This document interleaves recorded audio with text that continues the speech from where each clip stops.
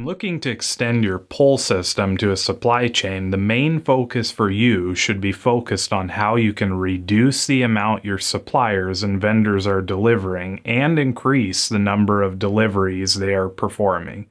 This will undoubtedly require you and your suppliers to find ways to increase the efficiency of your supply chain deliveries. If you can find a way to do this, you will indeed lower inventory, improve lead times, and reach your goal of extending pull to your supply chain. So how do you accomplish this?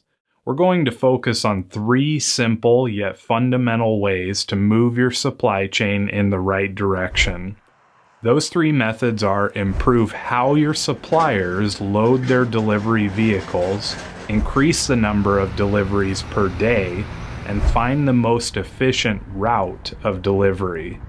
Let's briefly look at each of these 3 methods that you can use to help improve transportation as you extend pull to your supply chain.